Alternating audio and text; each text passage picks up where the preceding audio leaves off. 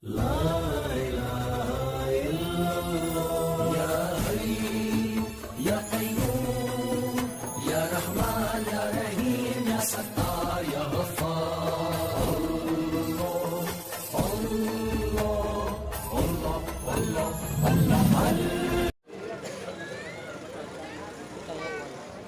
करीम सल्लल्लाहु अलैहि वसल्लम का इरशाद है, तुम्हारे अंदर बेहतरीन इंसान वो है जिससे लोगों को नफा पहुंचता है। बेहतरीन कौन है? जिससे नफा पहुंचे। अब्दुल रज़्ज़ाक़ भाई जरा ध्यान से सुने मेरी बात। बेहतरीन इंसान कौन है?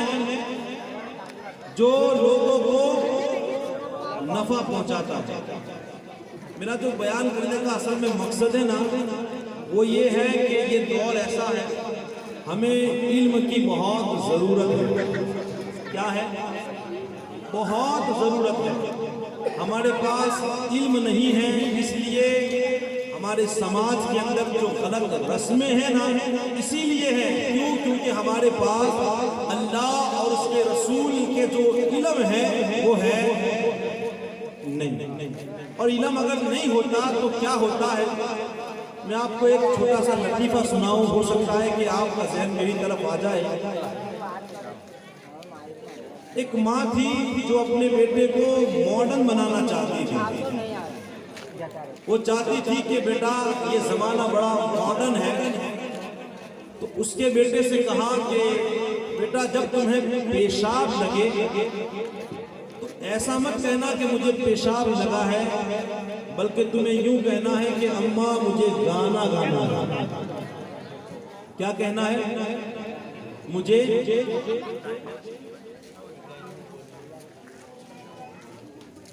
क्या कहना है? बेटा ये नहीं कहना है कि पेशाब लगा है, बल्कि तुझे कहना है कि अम्मा मुझे गाना गाना है। अब बाप था, सुबह उठता, नौकरी पे चला जाता, शाम को आता और फिर अपने दोस्तों के साथ थोड़ी देर बैठ के वो सो जाता। उसे क्या मालूम कि बच्चे की माँ ने बेटे को क्या पढ़ाया है। वो कहती थी कि बेटा ये मॉडर्न ज़माना है, नई नई फैशन है, तुझे कहना है कि मुझे गाना गाना है। इत्तेफाक से एक दिन ऐसा आया कि माँ थी वो अपने माँ बाप के घर चली गई और जो बेटा था वो बाप के साथ सो गया।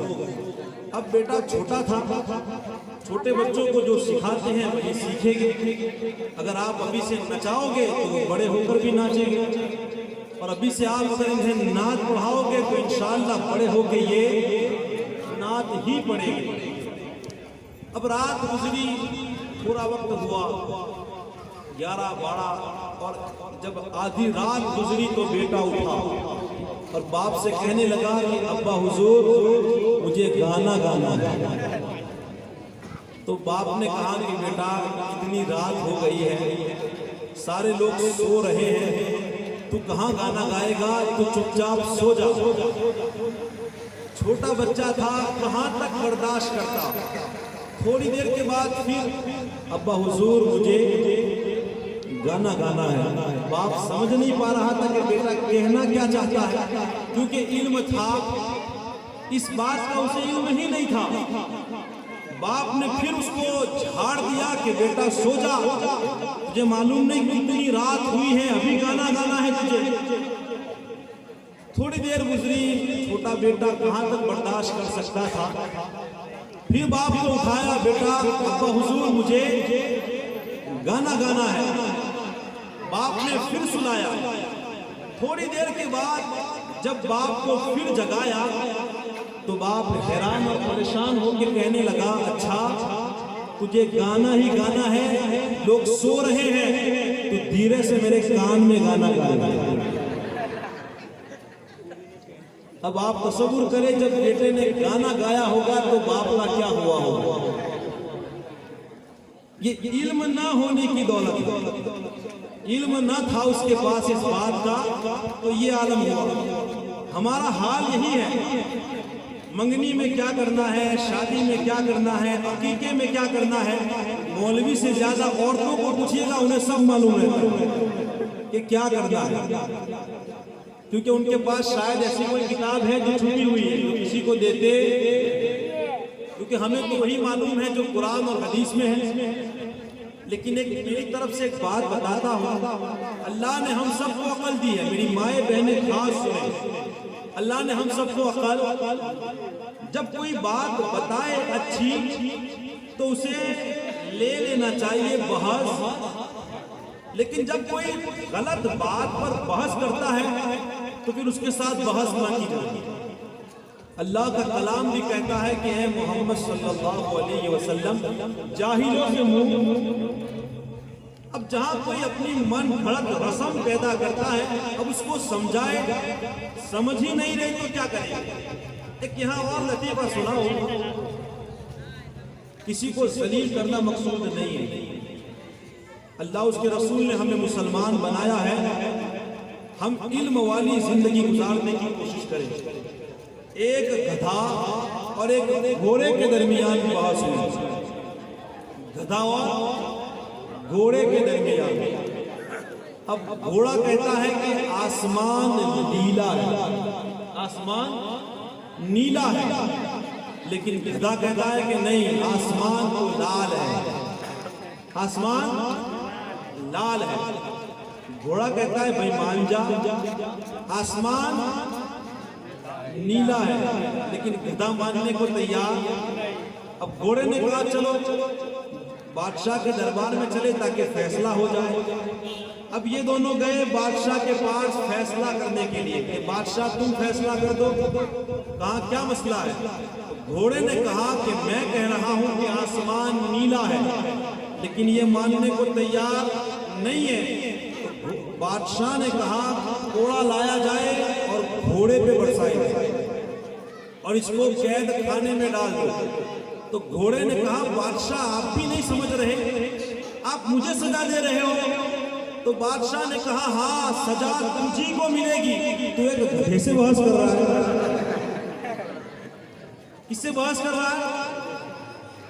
अब आप सोचे, अगर कोई कुरान और हदीस की रोशनी में कोई बात बताई जाए, अगर हम नहीं समझ रहे तो हम अपने आप को क्या कहे, गधा कहे या जाहिल कहे? मेरे और आपके नबी जो दीन लेकर के आए, ये दीन इसलिए लाए ताकि हमारी जिंदगी संवर जाए। मेरे आका फरमाते हैं ऐ मुसलमानों, अगर तुम कोई बुराई देखो, तुम्हारे पास ताकत है तो ताकत से मिटाने की कोशिश करो। कैसे मिटानी है? बहस नहीं करनी। अगर तुम्हारे पास अल्लाह ने तुम्हें पावर दिया है तो तुम्हें ताकत से मिटानी है। यहाँ पर मैं एक वाकया जिक्र कर दूं, हो सकता है इंशाअल्लाह कोई समझ जाए मेरी बात। एक बंदा एक दूसरे बंदे पर जुल्म कर रहा था, वहां से एक अल्लाह वाले का गुजर हुआ। अब उस अल्लाह वाले ने देखा कि फला इंसान फालतू का जुल्म कर रहा है, लेकिन उसने कुछ कहा, कुछ भी नहीं कहा। वो सूफी साहब थे, चुपचाप। हम भी है ना, कई मुआशरे में जो खराबियां है, बड़े होने के बावजूद हम कुछ कहने के लिए तैयार अगर नहीं होते तो मेरी ये हदीस सुने। मैं मुख्तसर सी गुफ्तगू करूंगा, लेकिन अल्हम्दुलिल्लाह बात बड़ी कीमती बता के जा रहा हूं। उस बुजुर्ग ने उन्हें कुछ नहीं कहा, वो चुपचाप चले गए। अब जब चले गए तो थोड़ी दूर पहुंचे, अचानक गैब से एक आवाज आई कि ए अल्लाह के बंदे, जब तू देख रहा था वो बंदा दूसरे बंदे पर जुल्म कर रहा था, तूने उसे रोका क्यों नहीं? तूने उसे रोका क्यों नहीं? तुझे मालूम है अगर तू रोकता तो तेरे रोकने से वो जुल्म रुक जाता। तेरी जबान में वो अल्लाह ने तासीर रखी है, अगर तू रोकता तो जुल्म रुक जाता, लेकिन तूने ऐसा नहीं किया। उसके बाद कई सालों तक वो बुजुर्ग एक गुफा में चले गए, बाहर निकलने का नाम नहीं ले रहे थे। कोई मुलाकात करने के लिए गया तो उसे ये वाकया सुनाया और ये पैगाम दिया, मैं अल्लाह के सामने हाजिर होने से खौफ खा रहा हूँ। अगर उस वक्त अल्लाह ने मुझसे ये पूछ लिया, ए बंदे फला इंसान जुल्म कर रहा था, तूने क्यों ना रोका, बता तू रोकता तो जुल्म रुक जाता, तूने क्यों ना रोका। बस उसी बात का मुझे आप खौफ आ रहा है, डर लग रहा है। ऐ लोगों, अल्लाह के रसूल ने हमसे ये इरशाद फरमाया है, अगर तुम्हारे पास ताकत है तुम अपनी ताकत का इस्तेमाल करो और उस गुनाह को मिटाने की कोशिश करो। बताओ क्या हम में से कोई ऐसा नहीं है कि अगर हमारे शादियों में डीजे आ रहा हो तो हम उसे रोकने की कोशिश करें? घर में कई बड़े ऐसे होते हैं, अगर वो चाहे तो डीजे ना आ सके, अल्लाह और उसके रसूल की महफिल सजाई जाए, लेकिन वो कुछ बोलने के लिए तैयार नहीं होते। बैठ लाई जा रही है लेकिन वो कुछ बोलने के लिए तैयार, उन्हें उनकी इज्जत की पड़ी होती है। घर वाले सारे मोहल्ले वाले लोगों को बुला करके टीम लिया, लोग नाच रहे हैं, माँ नाच रही है, बहन नाच रही है, बेटी नाच रही है, खानदान की औरतें नाच रही है। लेकिन अगर तुम्हारे पास ये ताकत है, तुम दूसरों को न सही अपने घर की औरतों को रोक सकते हो, लेकिन अगर तुमने आज फिर भी नहीं रोका, उस वक्त के लिए तैयार रहना जब अल्लाह ने तुमसे अगर पूछा, ऐ बंदे मेरे नबी ने तुझसे कहा था कि अगर ताकत है तो ताकत का इस्तेमाल करके तू गुनाह को रोक, तूने क्यों ना रोका। बता उस वक्त जो बड़े हैं वो क्या कहेंगे, उस वक्त क्या कहेंगे आप सोचिए, क्योंकि जिहालत का दौर बढ़ता जा रहा है। मैंने इसीलिए इल्म के हवाले से दो लतीफे सुनाए। जिहालत का दौर, इतनी सारी बातें हैं कि क्या बताऊं, वक्त नहीं है। अभी एक माहौल है बाबा साहब, अगर रात को दिन में करी लिमड़ी भूल जाए ना, और अगर रात को लेने जाए तो कहाँ पे रात को करी लिमड़ी नहीं देती। मैं गलत कह रहा हूँ? अगर मेरी सच्ची बात है तो हाथों को उठा करके मेरा साथ दो। अगर कोई मेरी बात गलत है तो आप कह दो, मैं अपनी झोली में डाल दूंगा। आपने अपना इमाम बनाया है, इसलिए दो बातें बता रहा हूं ताकि कल क़यामत में मेरी भी पकड़ ना हो। रात को जाते हैं तो लिमड़ी नहीं देते। मैंने किसी से भाई पूछा कि भाई आखिर क्या मसला है, क्यों रात को लिमड़ी नहीं देते? कहा हजरत मसला ऐसा है कि वो झाड़ सो जाता है, वो झाड़ सो जाता है ना, तो इसके लिए उठा देते पूरी रात। अब यूं समझो खाली लिमड़ी थोड़ी सोई, अगर उसके हिसाब से देखा गया तो लिमड़े भी सो गए, पीपड़ भी सो गए, सारे झाड़ सो गए। अब जब सब सो गए तो भाई तू इतना बड़े दिल वाला है कि एक लिमड़ी का पान तोड़ने के लिए तैयार नहीं, तो रात रात डीजे बजा के इनको क्यों जगाता है? उनको शांति से सोने देने। टिमलिया नाच नाच के स्पीकर लगा लगा के भाई क्यों इन झाड़ों को जगाते हो? सोने दो शांति से। वरघोड़ा लेकर के पूरी रात उन्होंने नाचा बजाया, बताओ क्या ये झाड़ नहीं जाग जाएंगे? अरे झाड़ की बात को छोड़ो, इंसानों की भी फिक्र नहीं करते लोग। किसकी फिक्र?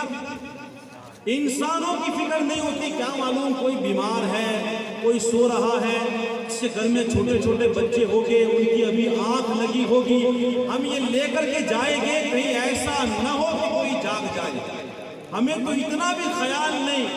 और कोई मजबूर मानस कड़ी लिमड़ी लेने जाए तो क्या जरा वो झाड़ सो गया। ये हमारे हालात है। ये क्या है? ये जिहालत है। अगर कोई किताब में तुमने पढ़ा है तो हमें बताए, हो सकता है हमारी आंखों से वो बात पोशीदा हो। ऐसी एक दो नहीं, हमारे माए और बहनों में तो ऐसी सैकड़े बातें हैं। मैंने तो यहाँ तक सुना है कि जब लड़का या लड़की को पाटली पे बिठाया जाता है हल्दी देने के लिए, तो उस पाटली को सलाम किया जाता है। भाई हमारे हुजूर ने जिंदों को सलाम करने का कहा है, पातलियों को नहीं। ये जिहालत है, जिहालत। जब तुझे पातली को सलाम करती है मेरी माए बहनें तो भाई फिर अपना 70 किलो 60 किलो का वजन उसके ऊपर क्यों जुल्म करते हो, नीचे बैठ जाओ। मैं तुम्हारे इल्म के हिसाब से बात कर रहा हूं। अगर तुम्हारे जहन में ये बात है, ऐसी तो एक दो नहीं, ऐसी कई सैकड़ों बातें हैं जो सिर्फ जिहालत पेश करती है। क्या करती है? और अफसोस की बात इस बात पर है, बेटा बैठ जाओ बस, नहीं चाहिए। अफसोस इस बात का है कि हमारा ईमान कमजोर है। शादी के अंदर दूल्हा एक धागा बांधता है, पता नहीं उसे क्या कहा जाता है, वो तो अल्लाह बेहतर जाने, क्योंकि मैंने अपनी शादी में तो ना छुड़ा पकड़ा है ना बांधा है। वो भी अल्लाह का शुक्र है, हमारी जिंदगी तो बड़ी अच्छी है। लेकिन अगर वो धागा ना बांधा जाए तो पता नहीं, ऐसा समझते हैं कि बहुत बड़ा पहाड़ टूट जाएगा। एक चाकू जो नकली होता है वो हाथ में पकड़ाया जाता है। इससे तो बेहतर है कि भाई तू तस्वीर रख, ताकि कम से कम दुरूद तो पड़ेगा। गलत कह रहा हूं? और कई माए बहने छोटी छोटी छुड़िया गले में पहना करके भूतड़ी नाम लग जाए। अजीब हाल है यार, अल्लाह ने मुसलमान बनाए। बताओ इन छुड़ी को ये क्या है? ये जिहालत है। क्या है हमारे समाज में? और ये जिहालत सिर्फ जिहालत नहीं, ये ईमान के कमजोर होने की दलील है। और जब तुम्हारा ईमान कमजोर है तो बताओ हमें कितनी फिक्र करने की जरूरत है कि हमारा ईमान कमजोर है। खुदारा अगर कोई चीज तुम्हें शादी की रस्म हो या अकीका हो या मंगनी हो या गोद भराई की रस्म हो, कोई भी चीज हो, कुरान व हदीस की रोशनी में फिक्र करें कि तुम्हारा इस्लाम तुम्हें क्या पैगाम देता है। तुम्हें अर्ज कर रहा था, अल्लाह के प्यारे रसूल सल्लल्लाहु तआला अलैहि वसल्लम इरशाद फरमाते हैं, अगर तुम्हें अल्लाह ने ताकत दी है, कोई गुनाह हो रहा है, अगर उस गुनाह को तुम अपनी ताकत से रोक सकते हो तो तुम्हें वो गुनाह अपनी ताकत से रोकना चाहिए। अगर तुम्हारे पास ताकत नहीं है, अगर तुम वो गुनाह अपनी जुबान से रोक सकते हो, आका करीम इरशाद फरमाते हैं वो गुनाह तुम अपनी जुबान से रोकने की कोशिश करो। और अगर ये भी ताकत नहीं, न तुम्हारे पास अपनी ताकत से रोकने की ताकत है, न जबान से कहने की ताकत है, तो कमजोर ईमान ये है कि कम से कम दिल में बुरा जाने। कहाँ जाने? खुदारा क़यामत के दिन हम सबसे हिसाबो किताब होगा। मेरी माए और बहनें भी सुने, अल्लाह ने जो औलाद दी है ना, उनके बारे में तुम्हें पूछा जाएगा।